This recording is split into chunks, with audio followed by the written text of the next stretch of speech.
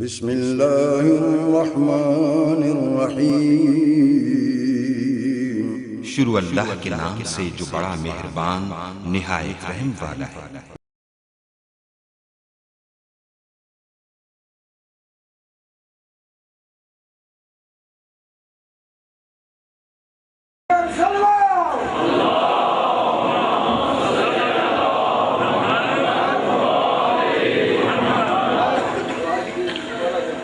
شہدائے ملت جعفریہ کی بلندی درجات کے لیے صدر اسلام سے عرض ہے، راہ محبت و ولایت میں جان دینے والوں کے لیے اور بالخصوص وہ محبان آل رسول جو دنیا سے چلے گئے اور بعد میں ان کا کوئی فاتحہ پڑھنے والا نہیں رہا، اپنے اپنے مرحومین کو یاد کرتے ہوئے سب کے لیے سورہ فاتحہ۔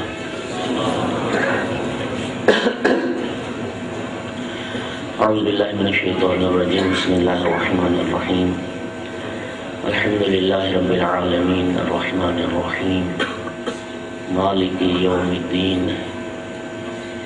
ایاک نعبد و ایاک نستعین، اهدنا الصراط المستقیم صراط الذین انعمت علیہم غیر المغضوب علیہم ولا الضالین۔ اللهم اغفر للمؤمنین والمؤمنات والمسلمین والمسلمات الأحیاء منهم والأموات، اللهم تابع بیننا وبینهم بالخیرات انك مجیب الدعوات انك على كل شيء قدیر۔ اللهم صل على محمد وآل محمد۔ سارے حضرات مل کے بلند آواز سے صلوات پڑھو۔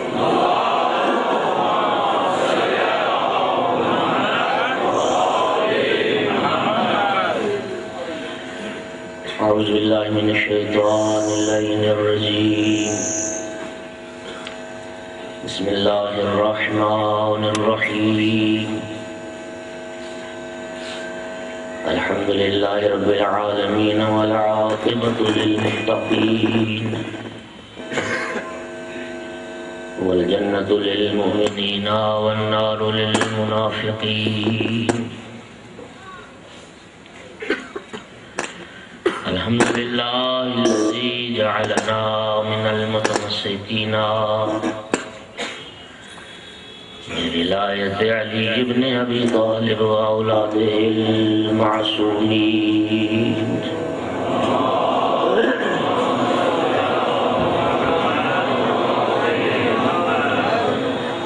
الحمد للہ الذی جعلنا من الباقین علی سید الشہداء وأولاده وأصحابه المظلومين۔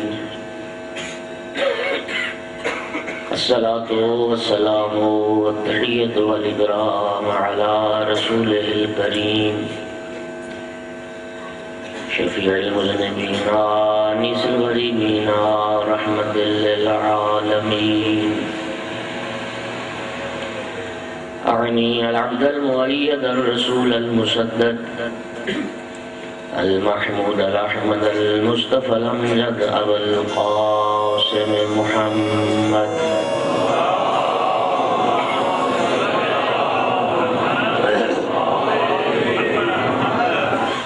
ثم الصلاة والسلام والتحية والإكرام على آله الطيبين الطاهرين المعصومين المنتجبين المنتخبين المظلومين، واللعنة الدائمة على أعدائهم الملعونين من يوم عداوتهم إلى قيام يوم الدين وبعد يوم الدين۔ محمد وآل محمد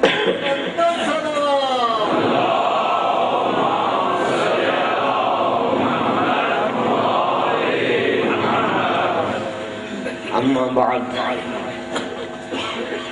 فقال رسول اللہ صلی اللہ علیہ وآلہ وسلم، یا علی انت وشیتک هم الفائزون یوم القیامہ صلوات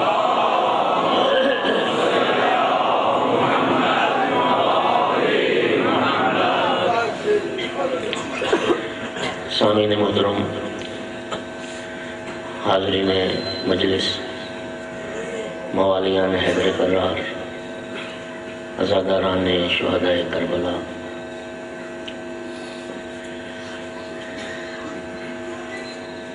کل چونکہ وقت زیادہ نہیں مل پایا،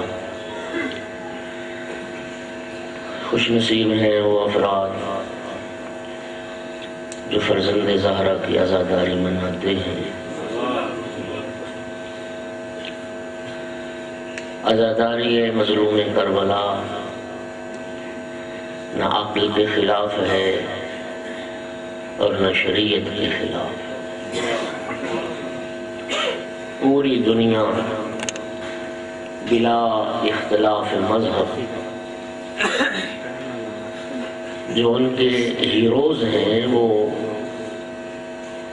جو ان کی شخصیات ہیں، وہ ان شخصیات کی یاد مناتے ہیں اور ان شخصیات کی یاد کو زندہ رکھنے کا اہتمام کرتے ہیں۔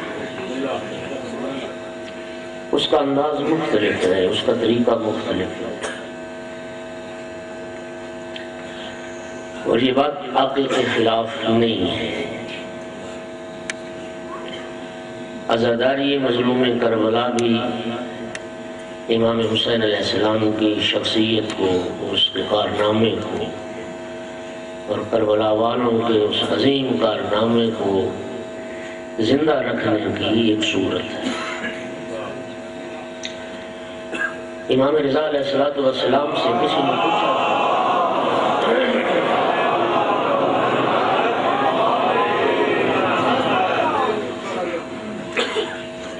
کہ اتنا اہتمام کس لیے ہے عزاداری سید الشہداء کے لیے، اور اس میں شک نہیں ہے ملت کتنا وقت صرف کرتی ہے، کتنا سرمایہ صرف کرتی ہے،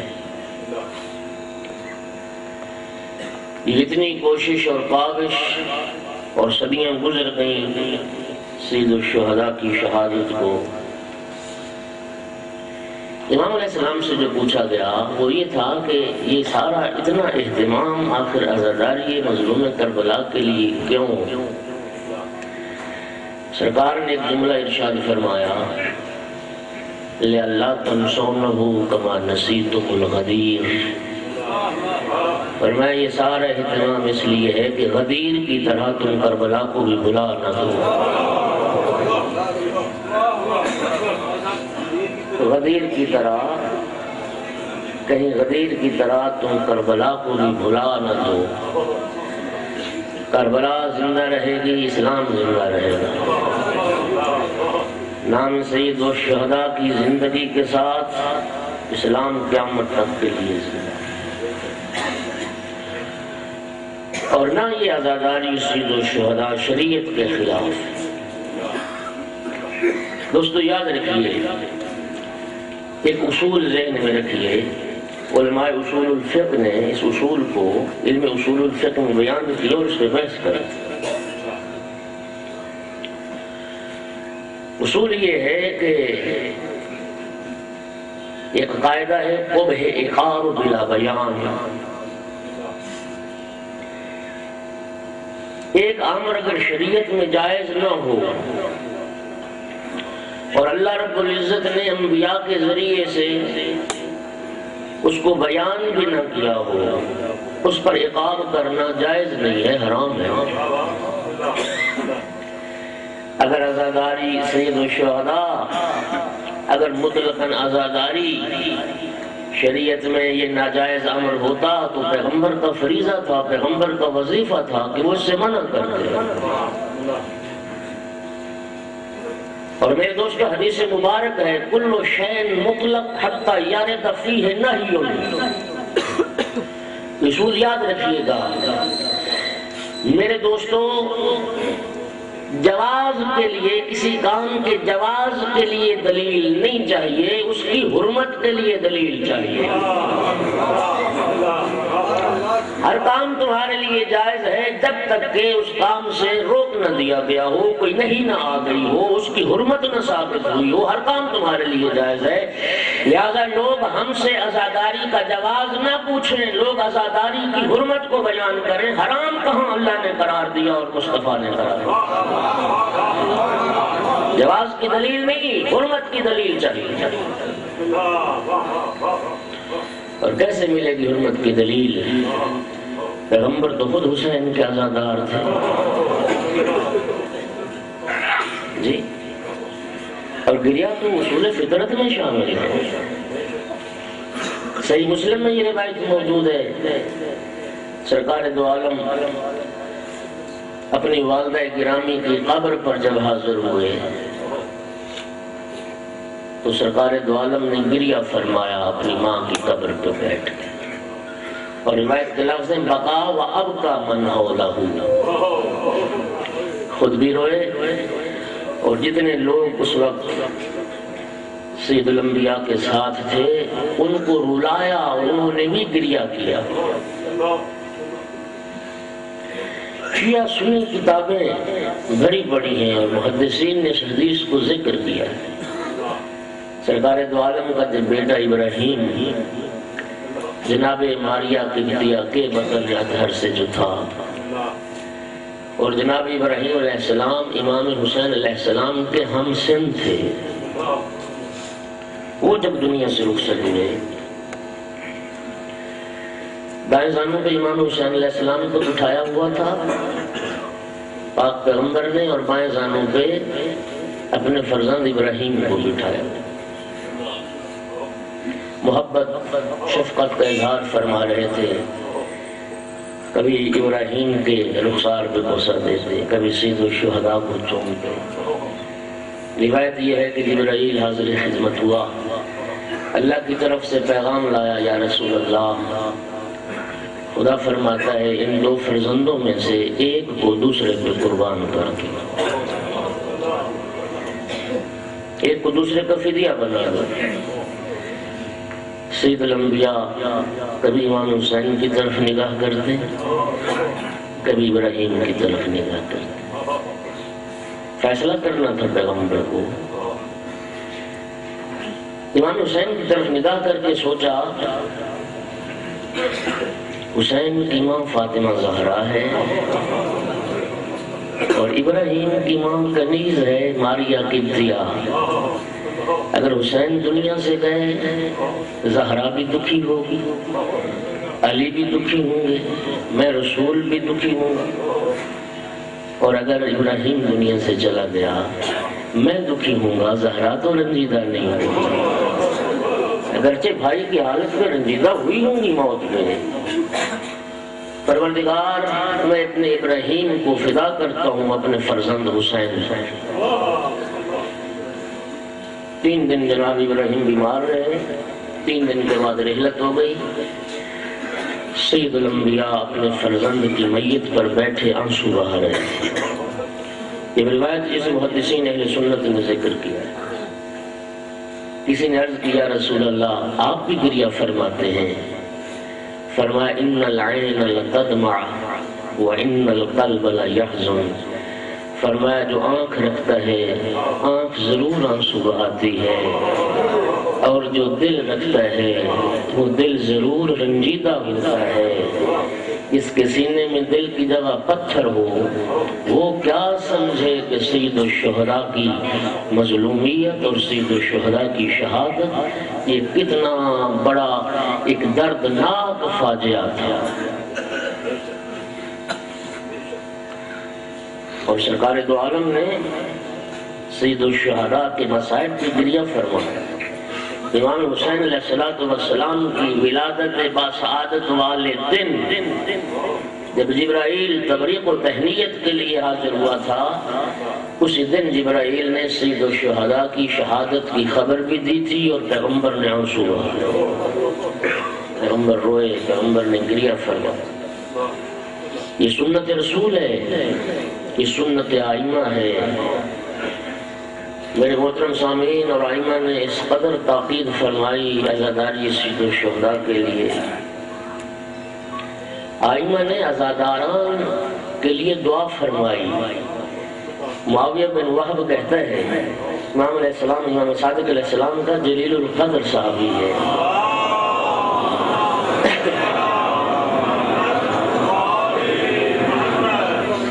ابن وہب کہتا ہے میں امام صادق علیہ السلام کی خدمت میں حاضر ہوا، میرے آقا نماز ادا فرما رہے تھے۔ نماز کے بعد سجدہ خالق میں سر رکھا اور ایک لمبی دعا کرنا شروع کی۔ میرا اللہ، تجھے اس حق کا واسطہ جو تو نے ہمارا حق وصیت و کرامت کا عطا کیا اور ہمارے لیے شفاعت کو قرار دیا، میرا اللہ تجھے اس حق کا واسطہ میرے جد حسین کے زائرین کو بخش دے، میرے جد حسین کی قبر کی زیارت کرنے والوں کے خاندان کو بخش دے۔ ظاہر امام حسین کے خاندان کے لیے امام حالت سجدہ میں دعا فرما رہے تھے، اور پھر امام کی دعا کے یہ لفظ تھے، میرا پروردگار ان چہروں کو بخش دے جو ہماری مصیبت میں متغیر ہو گئے، میرا اللہ ان رخساروں پر رحم کر جو میرے جد حسین کی زری سے مس ہوتے ہیں، میرا اللہ ان آنکھوں پر رحم فرما جن آنکھوں سے میرے جد مظلوم کی یاد میں آنسو جاری ہوتے ہیں، میرا اللہ ان دلوں پر رحم کر جو دل ہمارے مصائب میں رنجیدہ ہوتے ہیں، میرا اللہ ان سسکیوں، ان آہوں، ان آوازوں پر رحم کر جو ہمیں حسین میں بلند ہوتی ہے۔ دعا فرمائی آئمہ نے عزاداران کے لیے۔ سرکار امام رضا علیہ السلام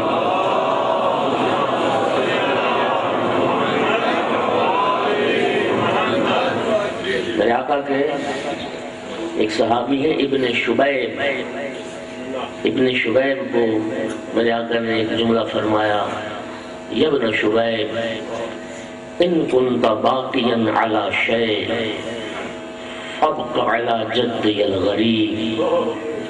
اے شبیب، اگر کسی پر رونے کو دل چاہے تو میرے جد غریب پہ رونا، اگر کسی پہ گریہ کرنے کو تیرا دل چاہے میرے جد غریب حسین پہ گریہ کرنا۔ میرے محترم سامعین، یہ پورا ایک مفصل باب ہے جس میں آئمہ علیہ السلام نے سید الشہداء کی عزاداری منانے کا حکم دیا ہے۔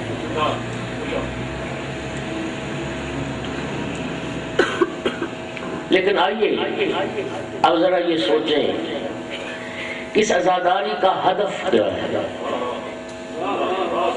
یہ عزاداری کیوں؟ یہ اتنا اجر کیوں؟ دیکھیے کوئی کام کوئی مقصد تو نہیں ہونا چاہیے۔ سید الشہداء کی اس عزاداری کا ہدف اور مقصد کیا ہے؟ علماء نے اس زاویے سے بڑی بحث کی اور سب نے یہ بات کہی عزاداری سید الشہداء کا بھی وہی مقصد ہونا چاہیے جو خود شہادت امام حسین کا مقصد تھا۔ جو مقصد مظلوم کربلا کے اس قیام کا تھا، وہی مقصد مظلوم کربلا کی عزاداری کا بھی ہونا چاہیے، وہی ہدف سید الشہداء کی عزاداری کا بھی ہونا چاہیے۔ اب آئیں میں دو جملوں میں، چونکہ کل بات میں مکمل نہیں کر سکا، آئیں دیکھیں سید الشہداء کے قیام کا مقصد کیا تھا، کیوں کربلا بپا کی سید الشہداء، کیوں کربلا کے صحرا کو معلّہ بنایا فرزند زہرا نے، کیوں اتنی عظیم قربانیاں پیش کی سید الشہداء نے۔ سید الشہداء صلوات اللہ وسلامہ علیہ اپنے قیام کے مقصد کو جب مدینہ سے چلے فرزند رسول، اپنے بھائی محمد حنفیہ کے نام جو وصیت نامہ تحریر فرمایا، اس وصیت نامے میں سید الشہداء نے اپنے قیام کے مقصد کو بیان کیا اور چند لفظ سنی اس وصیت نامے کے. فرمایا انی لم اخرج بطرا ولا اشرا ولا ظالما ولا مفسدا فی الارض. فرمایا حسین تکبر کے لیے نہیں، انانیت کے لیے نہیں، ظلم کے لیے نہیں، زمین میں فساد پھیلانے کے لیے قیام نہیں کر رہا، بل انما خرجت لطلب الاصلاح فی امت جدی رسول اللہ. فرمایا میرے اس خروج اور قیام کا مقصد صرف یہ ہے کہ میں نانا کی امت کی اصلاح کروں. توجہ چاہوں گا قدردان لوگوں اور باب دانش ہو، اس جملے پہ سید الشہداء کے اس جملے پہ میں خصوصی توجہ چاہوں گا. کیا فرمایا؟ لطلب الاصلاح فی امت جد رسول اللہ. میں اپنے نانا کی امت کی اصلاح چاہتا ہوں. میرے آقا نے یہ نہیں فرمایا کہ میں یزید کی اصلاح کے لیے قیام کر رہا ہوں. فرمایا میں امت کی اصلاح کے لیے قیام کر رہا ہوں. امت ٹھیک ہوتی تو یزید خلیفہ نہ بنتا، امت کی اصلاح ہوتی تو یزید خلیفہ نہ بنتا. جس معاشرے میں یزید جیسے کو خلیفہ مان لیا جائے وہ امت بیمار ہے. اس امت کی اصلاح کی ضرورت ہے جنہوں نے یزید جیسے فاسق و فاجر کو خلیفہ رسول سمجھ کے بیعت کرا. میں نانا کی امت کی اصلاح کے لیے جا رہا ہوں. امت صالح ہوتی، امت ٹھیک ہوتی جی تو یزید منبر رسول پہ بیٹھتا ہے. ہاں میرے دوستو یہی وجہ ہے جب ملت جاہل ہوگی، جب ملت میں فسق و فجور ہوگا تو فاسق و فاجر برسر اقتدار آتے رہیں گے اور افراد پر مسلط ہوتے رہیں گے. اس ملت کی اصلاح کی ضرورت ہے. اور انحطاط فکر اور پستی فکر اس سے بڑھ کے اور کیا ہوگی؟ ایک مسلم معاشرہ اس سے بڑھ کے اور فکر کی پستی کیا ہوگی کہ وہ یزید جس کے متعلق تاریخ نے لکھا رجل فاسق شارب الخمر معلن بالفسق، اس سے بڑھ کی پستی کیا ہوگی کہ اسی یزید کو خلیفہ رسول سمجھ لیا، سید الانبیاء کا خلیفہ سمجھ لیا. اصلاح امت سید الشہداء کے قیام کا مقصد، ہماری اس عزاداری کا مقصد اور ہماری ان مجالس کا مقصد اور ہمارے اس عزا کے پروگرام کا مقصد بھی امت کی اصلاح ہونا چاہیے اور اپنی ذات کی اصلاح ہونا چاہیے.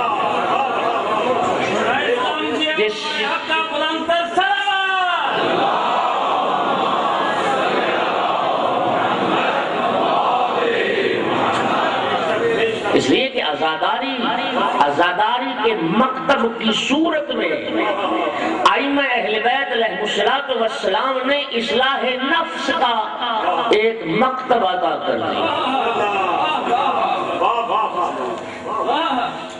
وہی مقصد جو کربلا میں حاصل کیا گیا. کربلا میں جانتے ہیں کیسے کیسے افراد آئے تھے؟ کربلا میں ہور آیا، کربلا میں زہیر ابن قین آیا. یہ کربلا ہے جس نے ہور اور زہیر ابن قین کا تزکیہ نفس کیا. یہ کربلا ہے جنہوں نے ان کی فکر کو پاک و پاکیزہ بنا دیا. توجہ فرمائیے، وہی ہدف، وہی مقصد مظلوم کربلا کی اس مجلس عزا کا بھی ہونا چاہیے. اصلاح کی فکر ہونی چاہیے. اور پھر میرے آقا نے اگلے جملے کیا فرمائے؟ اريد ان آمر بالمعروف وانہا عن المنکر واسیر بسیرت ابی وجد رسول اللہ. سید الشہداء نے فرمایا میرے اس قیام کا مقصد یہ ہے کہ میں امر بالمعروف کروں اور نہی عن المنکر کروں، اور میں دنیا کو بتا دوں کہ میرے نانا کی سیرت کیا تھی، میرے بابا کی سیرت کیا.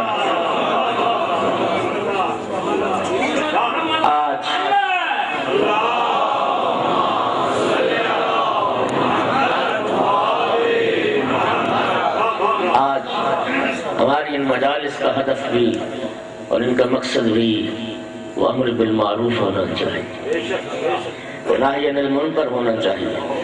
شہید عبد الکریم ہاشمی نیاد نے ایک بڑا خوبصورت جملہ لکھا اپنی کتاب میں، وہ فرماتے ہیں اسباب ضلالت، اسباب گمراہی، اسباب فسق و فجور قدم قدم پہ موجود ہے معاشرے میں، ہزاروں کی تعداد میں اسباب ضلالت و گمراہی، اسباب فسق و فجور معاشرے میں موجود ہیں۔ شہید ہاشمی نیاد نے کہا تھا ان تمام اسباب فسق و فجور اور تمام اسباب ضلالت کا کوئی واحد شے مقابلہ کر سکتی ہے تو وہ مجلس مظلوم کربلا، وہ عزاداری ہے مظلوم کربلا۔ یہ تزکیہ نفس کے لیے، تطہیر القلوب کے لیے، اور مجلس حسین تبھی سید الشہداء کی بارگاہ میں مقبول ہے کہ ہماری مجلس میں بھی وہی فریضہ انجام دیا جائے جس فریضے کی انجام دہی کے لیے فرزند رسول نے مدینہ چھوڑا۔ آج امر بالمعروف کی ضرورت نہیں، آج نہی عن المنکر کی ضرورت نہیں۔ لوگوں نے تعجب کیا تھا، سرکار دو عالم نے فرمایا تھا ایک زمانہ آئے گا جب لوگ امر بالمعروف اور نہی عن المنکر کا وظیفہ ترک کر دیں، چھوڑ دیں گے یہ وظیفہ۔ کیا سمجھتے ہیں صرف ابا قبا والے کی ذمہ داری ہے معروف کی تبلیغ اور منکر سے روکنا، اور اس پر واجب ہے جو سمجھتا ہے یہ معروف ہے یہ منکر، اگرچہ اس کے درجے ہیں، یہ ایک لمبی بحث ہے، لیکن یاد رکھیے یہ ہر فرد کی ذمہ داری۔ یہ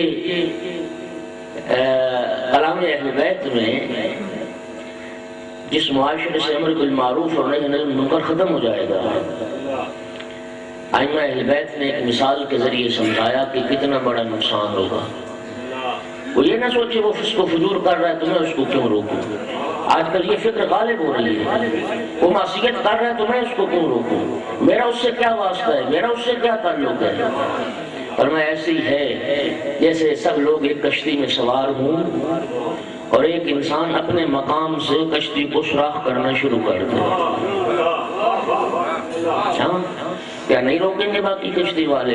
نہیں روکیں گے تو اس کے ساتھ وہ بھی ہلاک ہو جائیں گے، اس کے ساتھ وہ بھی ڈوب جائیں گے۔ بے نہیں اسی طرح اگر معاشرے میں فسق و فجور ہو رہا ہے، معصیت ہو رہی ہے، نافرمانی ہو رہی ہے، اعلانیہ گناہ ہو رہا ہے، لوگوں کی ذمہ داری ہے کہ اس کے خلاف قیام کریں، اس کو روکیں، ورنہ وہی معصیت اور وہی فسق و فجور اور وہی گناہ پورے معاشرے کو لپیٹ میں لے لے گا، تم بھی لپیٹ میں آ جاؤ گے، تمہاری نسلیں بھی لپیٹ میں آ جائیں گی۔ امر بالمعروف اور سید الشہداء نے 28 رجب کو جب چلے مدینہ سے قبر پیغمبر پہ ہاتھ رکھ کے بھی یہ جملے فرمائے تھے، اللہم انی احب المعروف وانکر المنکر۔ میرا اللہ تو جانتا ہے حسین معروف سے محبت کرتا ہے اور تو جانتا ہے کہ میں منکر کو ناپسند کرتا ہوں۔ وہی مقصد اور وہی ہدف ہماری عزاداری کا بھی ہونا چاہیے، وہی ہدف سید الشہداء کی مجالس کا بھی ہونا چاہیے تو امام حسین علیہ السلام اور زیارت سید الشہداء میں یہ جملہ پڑھتا ہے اشہد انک قد اقمت الصلاۃ وآتیت الزکاۃ، اور آگے جا کے کیا پڑھتے ہیں وَأَمَرْتَ بِالْمَعْرُوفِ وَنَهَيْتَ عَنِ الْمُنكَرِ۔ اے فرزند رسول میں گواہی دیتا ہوں امر بالمعروف کا حق آپ نے ادا کیا اور نہی عن المنکر کا حق آپ نے ادا کیا ہے۔ جو اس فریضے سے دور ہو جائے وہ راہ کربلا کا راہی نہیں ہے، وہ سمجھا ہی نہیں کہ کربلا کیسا ایک مشن ہے اور کیسی ایک تحریک ہے۔ اللہ رب العزت ہم سب کو با مقصد آزادار بننے کی توفیق عطا کرے اور با مقصد آزاداری بپا کرنے کی اللہ ہمیں توفیق عطا فرمائے۔ ایک صلوات بلند آواز سے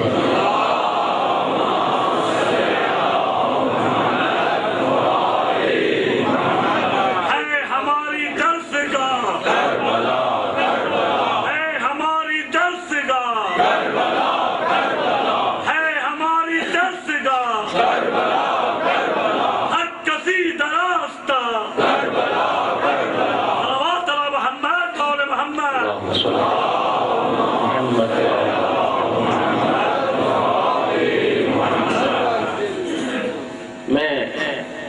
جس حدیث پیغمبر کو آج موضوع کلام بنایا، یہ آج کی مجلس میں یہ اس کا حق مطلب ادا نہیں ہوگا، انشاءاللہ کل بھی اسی حدیث پہ گفتگو جاری رہے گی۔ جو حدیث میں نے آپ کے سامنے پڑھی متفق علیہ حدیث، معتبر اور متواتر حدیث، اور یہ حدیث وہ حدیث ہے کہ جس حدیث میں سید الانبیاء نے قیامت کے دن کامیاب ہونے والوں کا تعارف کروایا۔ بروز قیامت کون کامیاب ہیں؟ سنی حدیث مبارک، سرکار نے جناب امیر المؤمنین کو خطاب کر کے فرمایا، علی انت و شیعتک هم الفائزون یوم اے علی، قیامت کے دن آپ بھی کامیاب ہیں، آپ کے پیروکار بھی کامیاب ہیں، آپ کی راہ پر چلنے والے بھی کامیاب ہیں۔ صاحب تحفہ اثنا عشری جیسے متعصب نے بھی تحفہ اثنا عشری میں اس حدیث کو ذکر کیا اور کہا کوئی شک نہیں کہ کامیابی علی مولا اور ان کے شیعوں کے لیے ہے، اور پھر اس پہ ایک نوٹ لگایا تاکہ اس سے وہ شیعہ مراد نہیں جو خود کو شیعہ کہلواتے ہیں، وہ ہم ہیں۔ صلوات پڑھیے محمد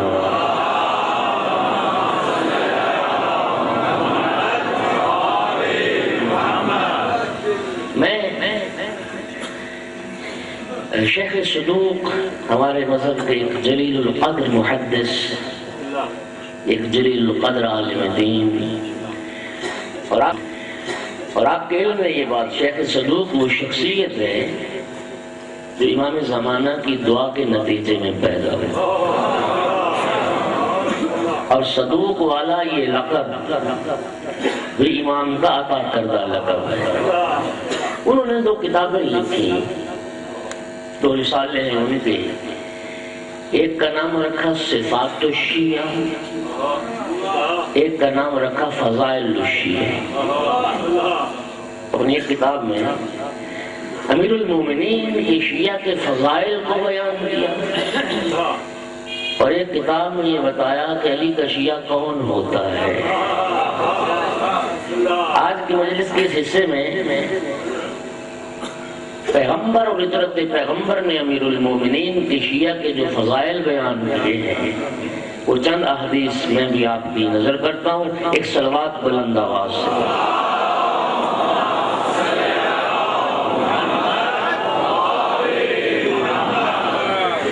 امام جعفر صادق علیہ السلام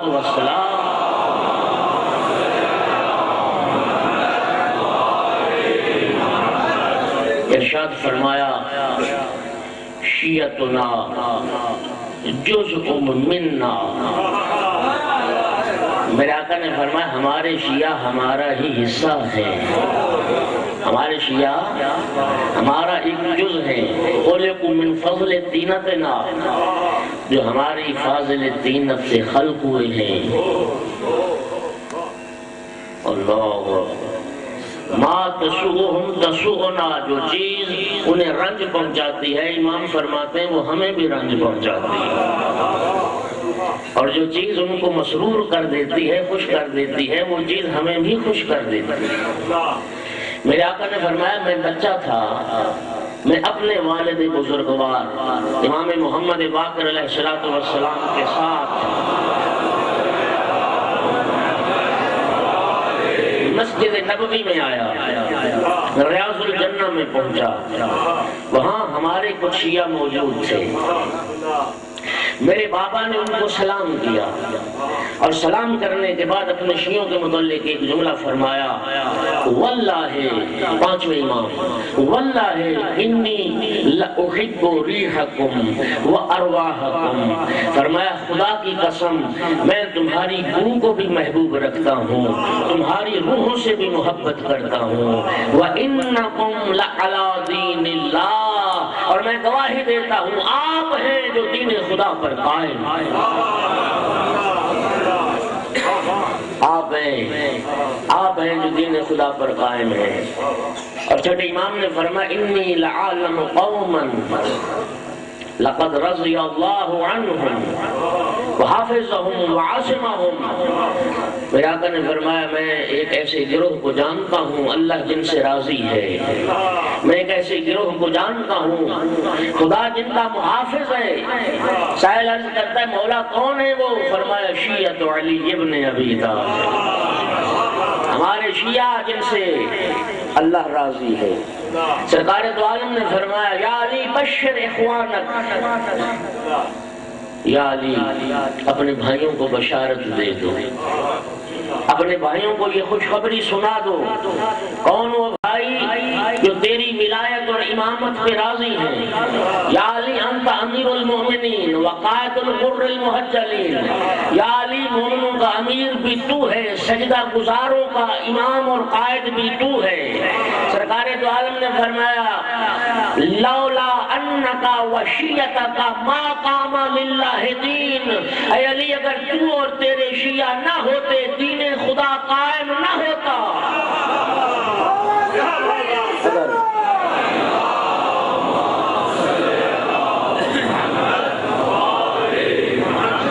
اگر تو اور تیرے شیعہ نہ ہوتے دین قائم نہ ہوتا۔ سرکار امیر المؤمنین علی ابن ابی طالب علیہ السلام کی زبان مبارک سے سنیے جملہ۔ جناب عمر سے خطاب کیا، بشارت المصطفیٰ لشیعۃ المرتضیٰ میں بھی یہ حدیث موجود۔ قم یا قمبر فاستبشر، قمبر تجھے بشارت ہو، لقد مات رسول اللہ صلی اللہ علیہ وآلہ وسلم وہو ساخط علی امتہ۔ اے قمبر جب رحمت دو عالم کا انتقال ہوا تھا، سید الانبیاء نے جب رحلت فرمائی تھی، وہ اپنی امت سے ناراض تھے، الا شیعہ ناز، صرف ہمارے شیعوں پر راضی پیغمبر دنیا سے۔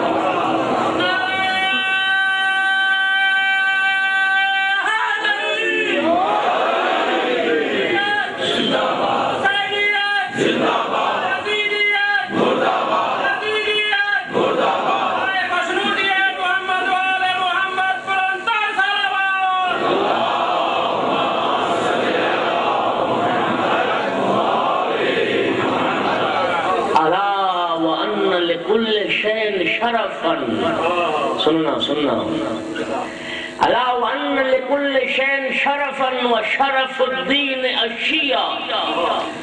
میرے آقا نے فرمایا ہر شے کا کوئی نہ کوئی شرف ہے، ہر شے کی کوئی نہ کوئی عزت ہے، دین کی عزت کا نام ہے شیعہ۔ الا وان لكل شيء عمادا وعماد الاسلام الشیعہ، ہر شے کا کوئی نہ کوئی ستون ہوتا ہے، اسلام کے ستون کا نام ہے شیعہ۔ الا وان لكل شيء سیدا وسید المجالس مجالس شیعتنا، ہر شے کا کوئی نہ کوئی سردار ہوتا ہے، مجالس کا بھی ایک سردار ہے اور وہ ہمارے شیعوں کی مجلسیں ہیں۔ الا وان لكل شيء اماما وامام الارض ارض تسكنها الشیعہ، ہر شے کا کوئی نہ کوئی امام ہوتا ہے، زمین کا بھی امام ہے۔ فرمایا زمین کا امام وہ خطے ہیں جہاں پر ہمارے شیعہ آباد۔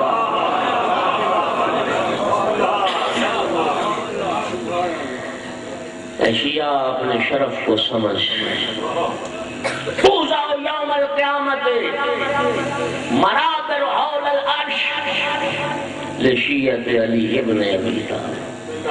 قیامت کا دن ہوگا، سرکار دو عالم فرما رہے ہیں قیامت کا دن ہوگا، عرش کے اطراف میں علی کے شیعوں کے لیے منبر نصب کیے جائیں، منبر نصب کیے جائیں۔ میرے آقا نے فرمایا نحن الشہداء علی شیعتنا وشیعتنا شہداء علی الناس فبشہادتہم یجزون ویعاقبون۔ میرے آقا نے فرمایا ہم اپنے شیعوں پر گواہ ہیں، ہمارے شیعہ باقی سارے لوگوں پر گواہ ہیں، قیامت کے دن ہمارے شیعوں کی گواہی کی بنیاد پر سزا بھی دی جائے گی، جزا بھی دی جائے گی۔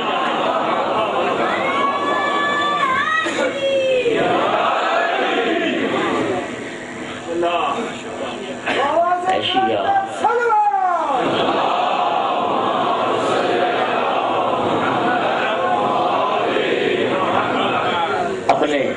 اپنے مقام اور مرتبے اور شرف کو سمجھ. کیا عظمت ہے شیعہ امیر المومنین، کیا عظمت. اور کل عرض کروں گا جن کے رتبے ہیں سوا ان کی سوا مشکل ہے، جن کے مرتبے بلند، ان کا امتحان بھی بلند، ان کی آزمائش بھی بڑھ کر، ان کی ذمہ داریاں بھی سب سے زیادہ. وجہ ہے میرے دوستو، توجہ. کل انشاءاللہ تفصیل سے عرض کروں گا کہ ائمہ اہل بیت نے اپنے شیعوں کی علامتیں کیا بیان فرمائی اور اہل بیت کیسا شیعہ چاہتے ہیں. کل انشاءاللہ عرض کروں. آج 2 محرم الحرام کا دن گزر چکا ہے. فرزند رسول کی مدینہ سے روانگی کا حال مجھے بیان کرنا ہے. فرزند رسول نے وطن کیسے چھوڑا. بڑی پیاری چیز ہے وطن، بڑی پیاری چیز ہے وطن. یہاں راولپنڈی کے دوست موجود ہوں گے، حج پہ ہمارے ساتھ تھے. فریضہ حج کی ادائیگی کے بعد جوں جوں وطن واپسی کی تاریخ قریب آ رہی تھی، ایک دن مجھے پوچھنے لگے شرائع صاحب اتنی خوشی ہو رہی ہے کہ اب ہم وطن جانے کی تیاری کر رہے ہیں. رحمت دو عالم نے فرمایا تھا حب الوطن من الایمان، وطن کی محبت ایمان کا حصہ ہے.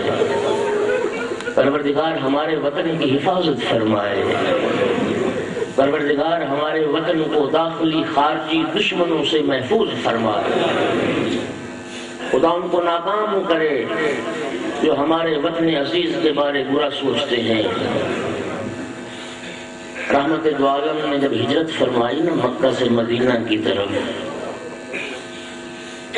یقین فرمائیے روایات موجود ہیں جب کوئی شخص مکہ سے مدینہ آتا تھا رحمت دو عالم بڑی محبت، چاہت اور حسرت کے ساتھ مکہ کے متعلق پوچھتے تھے. وطن تھا نا، وطن کی خیر خبر لیتے تھے. روایات میں ہے کہ مکہ میں ایک مقام پہ ایک بیری کا درخت تھا. ایک شخص مکہ سے آیا، سرکار پوچھ رہے تھے بتاؤ اس مقام پہ جو بیری کا درخت تھا وہ موجود ہے یا نہیں ہے. آج بھی مؤذن جب اذان کہتا ہے، اذان کے بعد ایک دعا پڑھتا ہے مؤذن، اللہم اجعل لی قلبی بارا وعیشی قارا وعملی سارا ورزقی دارا واولادی ابرارا. اس میں ایک جملہ کہتا ہے واجعل لی عند قبر نبیک، اے پروردگار اپنے نبی کی قبر کے پہلو میں میری بھی قبر بنا دے، مجھے بھی قبر کی جگہ مل جائے تیرے حبیب کے. مجھے بتائیے ہر مسلمان کی خواہش ہے، فرزند رسول کی خواہش نہیں ہوگی. ہمارے علاقے کا تو رسم و رواج ہے، ہمارے علاقے کی تو ریت یہ ہے لوگ اس مقام کو چھوڑنے کے لیے تیار نہیں ہوتے جہاں بزرگوں کی قبریں بن جائیں، اور جہاں سید الانبیاء کی قبر ہو، جہاں فاطمہ زہرا کی قبر ہو، جہاں حسن مجتبیٰ کی قبر ہو. وطن چھوڑنا آسان نہیں، وطن چھوڑنا آسان نہیں. آباد تھا مدینہ،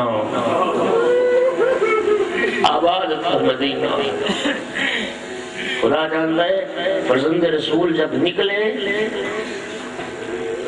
اور جب علی کی بیٹی مدینے پہنچی، جناب ام کلثوم کا مرثیہ یاد ہے تمہیں؟ نانا کے شہر کے در و دیوار دور سے نظر آ رہے تھے. جناب ام کلثوم کا مرثیہ بلند ہوا تھا مدینہ تجدنا لا تقبلینا، نانا کا شہر اب ہمیں قبول نہ کرنا، اب ہمیں قبول نہ کرنا. کیوں؟ ریاض زادی نے فرمایا تھا خرجنا من کے بالاہلین جمعا رجانا لا رجالا ولا بنینا. اے نانا کشاد جب گئے تھے بھائی ساتھ تھے، بیٹے ساتھ تھے، بھتیجے ساتھ تھے، بچے ساتھ تھے. اب پلٹ کے آئے ہیں، بھائی مارے گئے، بچے مارے گئے. ہر کسی کو پیارا ہے وہ. اجرکم علی اللہ. ودا کے لیے نانا کی قبر پہ آئے. نانا میرا سلام قبول فرمائیے. نانا آپ کی امت اب مجھے مدینہ میں رہنے نہیں دے. اور قبر پیغمبر پہ ہاتھ رکھ کے سید الشہداء نے ایک جملہ فرمایا، اللہم ان ھذا قبر نبیک. میرا اللہ یہ تیرے نبی کی قبر ہے. وَأَنَا ابن بنت نبیک، اور میں تیرے نبی کی بیٹی کا بیٹا حسین. اللہم اخبر لی ما هو لک رضا ولرسولک رضا. میرا اللہ میرے لیے اس امر کو اختیار فرما جس میں تیری بھی رضا ہو، تیرے رسول کی بھی رضا ہو. امام حسین علیہ السلام نے تو مدینہ سے چلتے وقت بتا دیا، میرا قیام وہ ہے جس پہ اللہ بھی راضی ہے، میرا قیام وہ ہے جس پہ رسول اللہ بھی راضی ہے. نانا کا سلام آخر کر کے امام حسین علیہ السلام نے بقیع کا رخ کیا.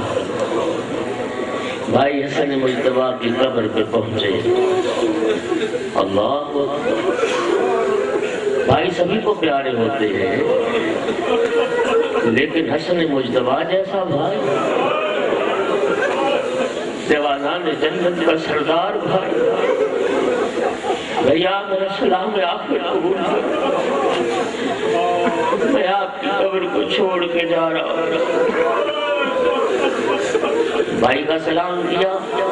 بھائی کا سلام کرنے کے بعد ماں زہرا کی قبر کا رخ کیا. بعض اہل مقاتل نے جملہ لکھا، جب امام حسین علیہ السلام جا رہے تھے نا ودا کے لیے نانا کی قبر پہ اور بھائی کی قبر پہ، بڑے وقار سے چل رہے تھے، بڑے اطمینان سے چل رہے تھے، تھم تھم کے قدم رکھتے ہوئے، وہ عظمت کا پہاڑ جا رہا ہو. لیکن جب ماں کی قبر کا رخ کیا نا، عزاداروں یوں دوڑ کے ماں کی قبر پہ آئے جیسے بچہ دوڑ کے ماں کے دامن سے لپٹ جاتا. ایسے بچہ دوڑ کے ماں کے دامن سے لپٹ جاتا ہے. خود کو ماں کی قبر پہ گرایا. السلام علیک یا اماں، جا حسینوں کے لیے وداع کے. اماں تیرا حسین آخری ودا کے لیے آیا. اماں تیرا حسین سلام آخر کے لیے آیا. ماں میں تیری قبر چھوڑ کے جاتا. صاحب دانا ثاقبہ نے لکھا، جب ماں کو سلام کیا قبر زہرا سے 3 جواب آئے. سنو گے 3 جواب کیا تھے؟ علیک السلام یا غریب الام. او ماں کا پردیسی بیٹا میرا بھی سلام. علیک السلام یا عطشان الام. او ماں کا پیاسا بیٹا میرا بھی سلام. اور تیسرا ایک دردناک جواب تھا، وعلیک السلام یا سحقان الام. اے گھوڑوں کے سموں تلے روندا جانے والا حسین.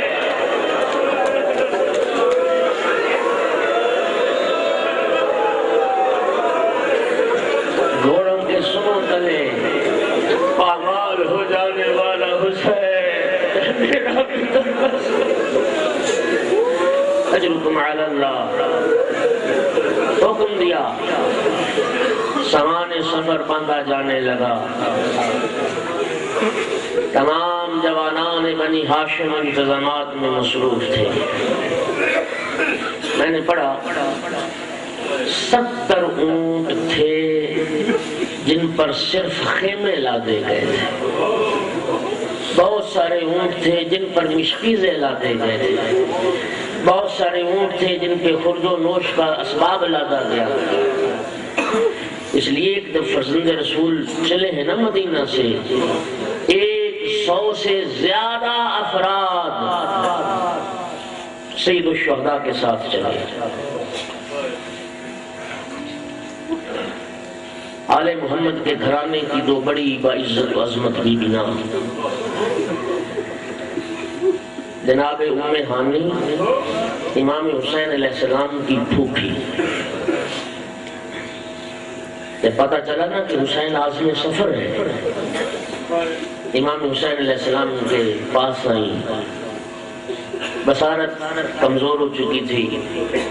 امام کے پاس آئی اور فرمایا بیٹا حسین میں نے سنا ہے تو سفر پہ جا رہا ہے. عرض کی جی پھوپھی اماں. جناب ام ہانی نے فرمایا بیٹا ایسا نہیں ہو سکتا تو چند دنوں کے لیے اپنا سفر ملتوی کر دے. امام نے پوچھا کیوں پھوپھی اماں کیا بات ہے؟ فرمایا بیٹا حسین میں نے آل محمد کے گھرانے میں عجیب دستور دیکھا ہے. جب بھی ہمارے گھرانے پر کوئی مصیبت آئی ہے میں نے قوم جنات کی عورتوں کا نوحہ سنا ہے.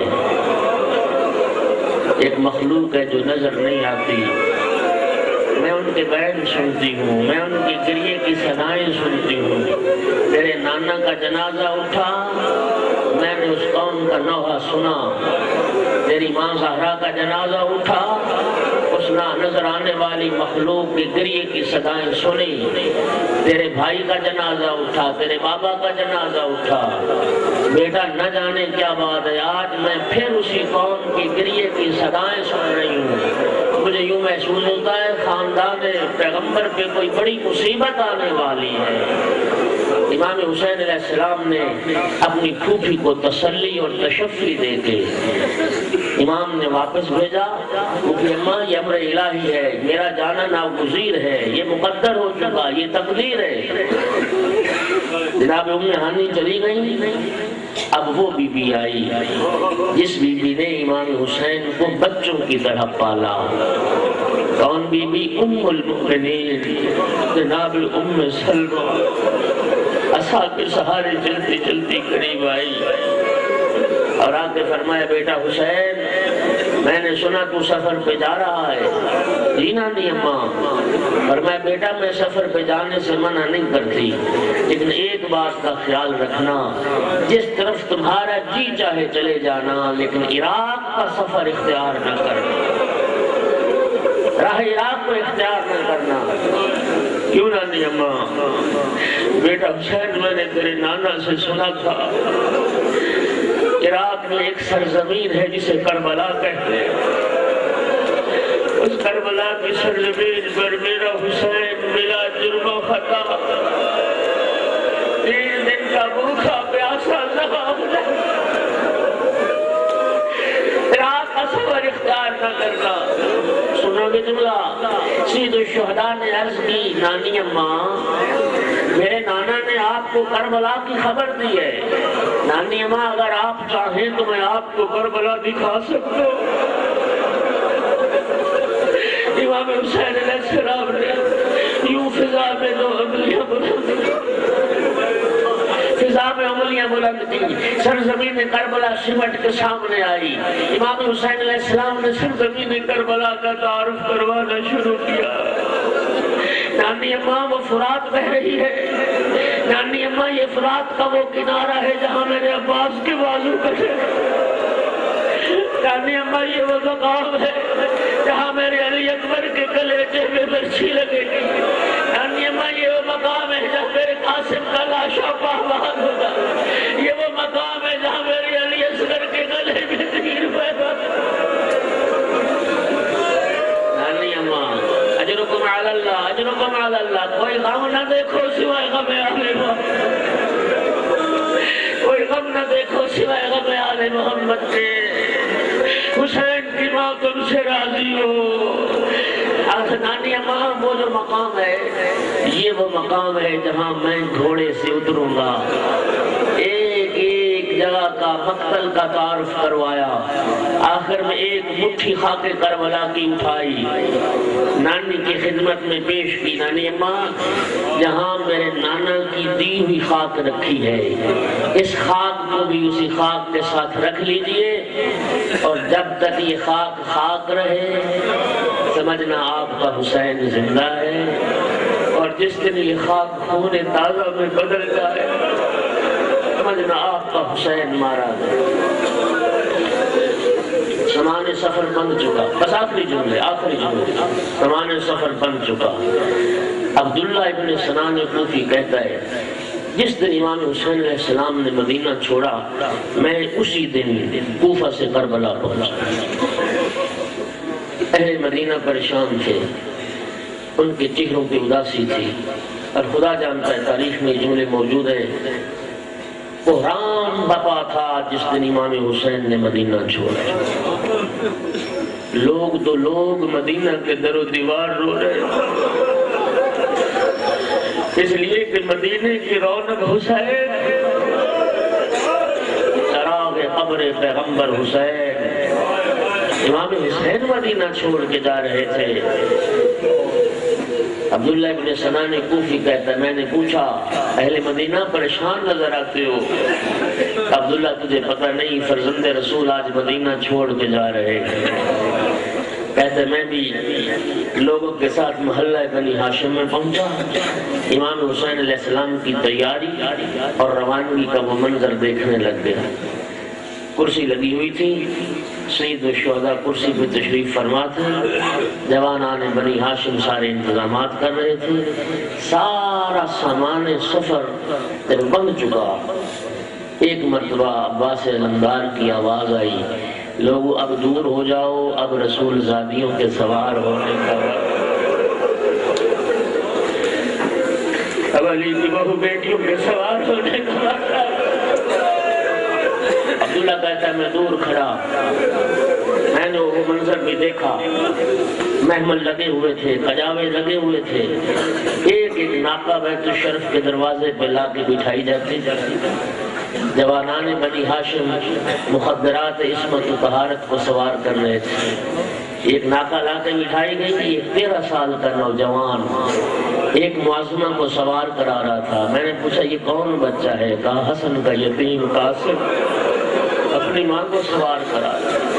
سب بیویاں سوار ہوتی رہی، علی اکبر نے اپنی ماں کو سوار کرایا، سب بیویاں سوار ہوتی رہی، علی کی چھوٹی بیٹی بھی سوار ہو گئی۔ عبداللہ ابن سنان کوفی کہتا ہے سب سے آخر میں بیت الشرف سے ایک ایسی باعظمت بی بی برآمد ہوئی۔ امام حسین کرسی چھوڑ کے تعظیم کے لیے کھڑے،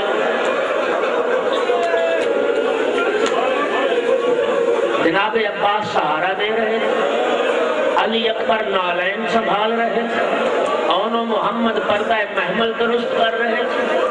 میں نے پوچھا یہ کون بیوی ہے؟ کہ سارے جوانان بنی ہاشم حرکت میں آ گئے۔ عبداللہ نہیں جانتا یہ علی کی بڑی بیٹی زینب سوار ہو۔ عبداللہ کہتا ہے میں نے دیکھا جب علی کی بیٹی ناکہ کے قریب آئی، عباس علمدار نے اپنا زانو خم کیا اور زانو خم کر کے عرض کیا آزادی میرے زانو کا سہارا لے کے سوار ہو جا۔ آزادارو جملہ سنو گے، یہ مدینے سے علی کی بیٹی روانہ ہو رہی تھی۔ آزادارو 11 محرم کو جب کربلا سے روانگی کا مرحلہ آیا، بے پالان اونٹ تھے، کوئی محمل قجاوا نہیں تھا۔ آزادارو ناظرت یمیناً و شمالا، کبھی علی کی بیٹی دائیں دیکھتی تھی، کبھی علی کی بیٹی بائیں دیکھتی تھی۔ ایک مرتبہ مقبل کا رخ کیا، عباس بھائی